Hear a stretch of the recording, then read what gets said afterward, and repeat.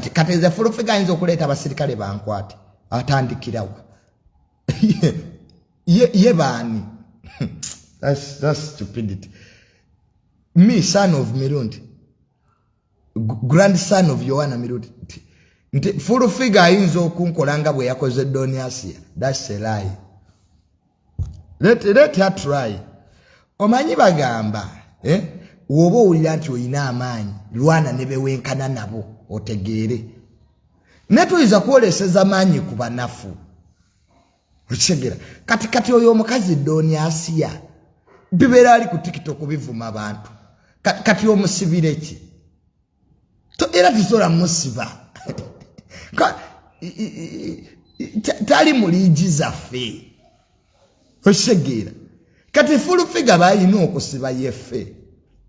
ne kati osibe sefuko osibe waaki ne katonda akunyiigira kati ekizo kola amawulire nti full figure asibye Tamale Mirundi Junior. That's when she will know awategeerera nti eggulu negeena byeriraanyi kati sikyobola nze ezo guledi zammwe ebyo byekisiru byembeera kati Junior oyinza okusanga wannanga nti vaawaawo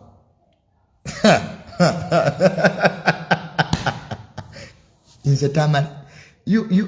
no waliwo ebintu byendaba mu ggwanga lino n'obwongo ne bunneesiba that you can find me seated somewhere and as who otandikirewa kati Doniasia kyabadde kikututte mu bayimbi aye musician full figure yabadde mutuufu okugoba tuli muyimbi ozze mu bayimbi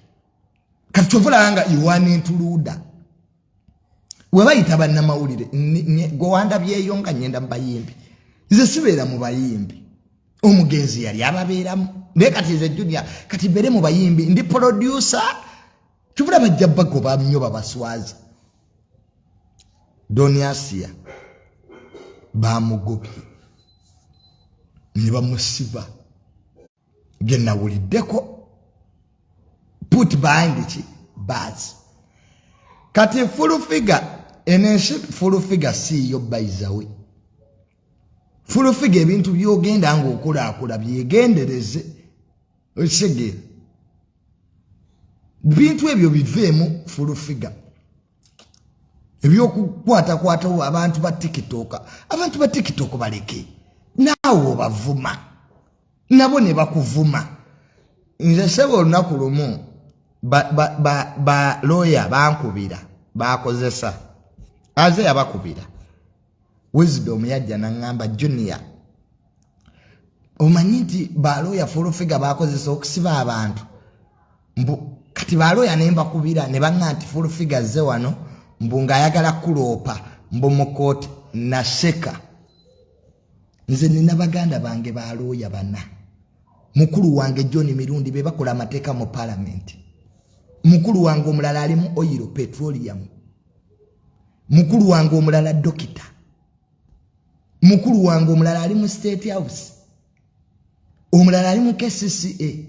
omulala ali mu NADS jonna emirimu egisinga obungi omulala ali mu tourism mama Amelia yagitufunira ne president nze ndi mulandizi kati zetusobola kunepankirako ebya kisiru gavumenti njeetoolodde fe gavumenti twajeetula all of my brothers are in government just because for them they don't talk nze Junior nze asinga okwogera in my family but when you look at our family we are far powerful because you can't come and start threatening me that you will report me to court. Go now. What are you waiting for?